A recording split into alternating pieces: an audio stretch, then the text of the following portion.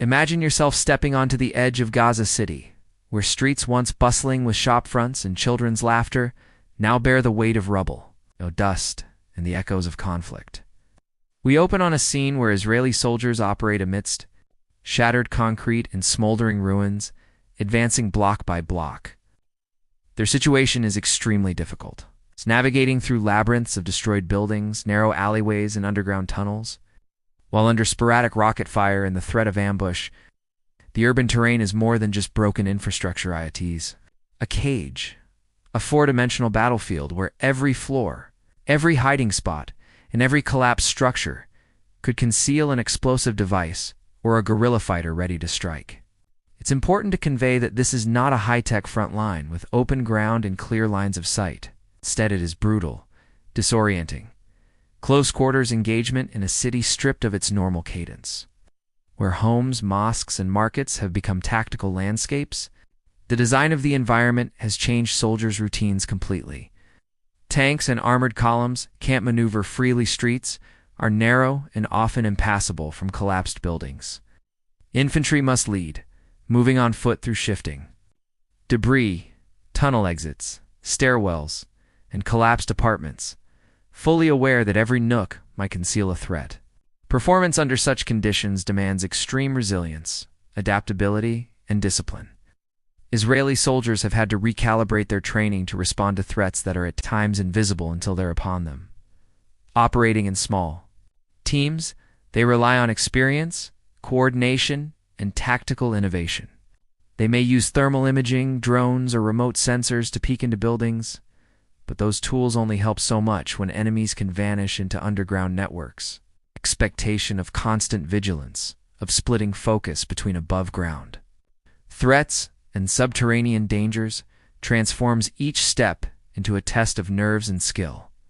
Let's consider design elements, how a soldier's gear, weapons, and support systems come into play. Standard rifles, armored vests, night vision goggles, communication headsets, drones, breaching tools, every piece is essential. For instance, body armor must balance protection with mobility.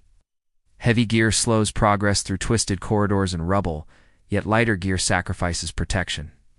Night vision helps in darkened buildings, but may be rendered useless if power is cut or heavy smoke fills rooms. Radios connect squads, but signals can be blocked by concrete. While drones offer overhead reconnaissance, though limited by narrow streets and rubble-clogged vistas. Each tool has strengths in theory, limitations in the maze they're deployed in. Looking at the broader context, Israeli commanders face dilemmas. They need to advance to destroy Hamas's military infrastructure and rescue hostages. Yet they must also minimize civilian casualties and keep troops safe. Israel has mobilized tens of thousands of reservists to bolster numbers. Still, many reservists are reluctant to serve again. Public fatigue has set in after nearly 2 years of conflict. And morale is low, amid concerns about the war's strategy and purpose. The balance between operational urgency and soldier welfare is fragile. Commanders must manage logistics and rapidly evolving ground realities while pushing forward in Gaza City's dangerous urban terrain. The strain on equipment, supply lines, medical units, and even mental resilience is immense. On the flip side, the unique selling point of this operational approach, if such a phrase can be used for warfare, is the ability to apply combined arms in a coordinated, methodical campaign to dismantle Hamas's ability to control Gaza City. The IDF has reportedly taken control of about 75% of the Gaza Strip, and the current push into Gaza City represents a continuation of that strategy, trying to undermine the enemy's tunnel networks, command centers, and operational infrastructure. There's also a psychological dimension, cutting off supplies, declaring zones as dangerous combat areas, urging civilian evacuation. These are force multipliers, aiming to isolate fighters and force Hamas into untenable positions, though of course at tremendous human cost.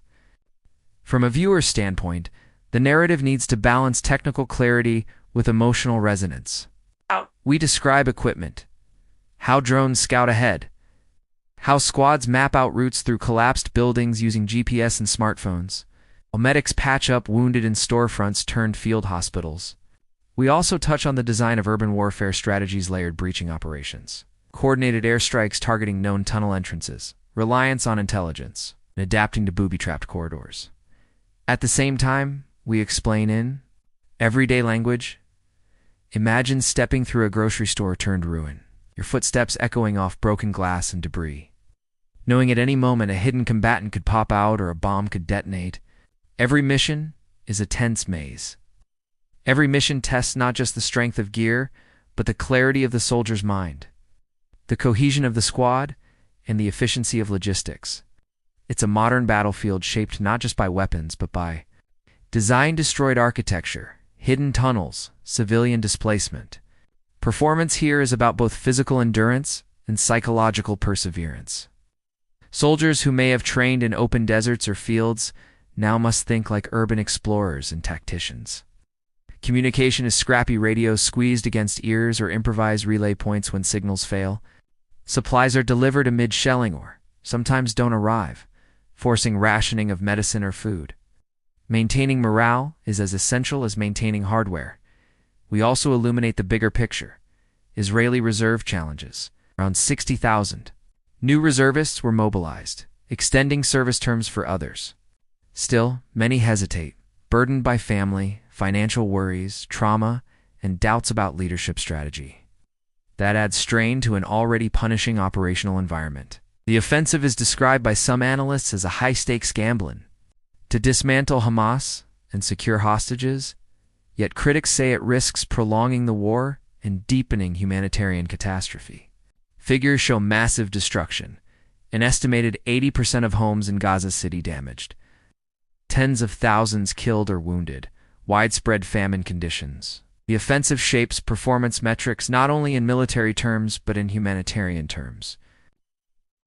When translating all this into a video script, we weave vivid visuals, show streets of flattened buildings, tanks advancing past collapsed facades, soldiers crawling through rubble, a drone's feed showing underground voids, overlay voiceover, explaining how the environment transforms beacons of daily life into battle terrain.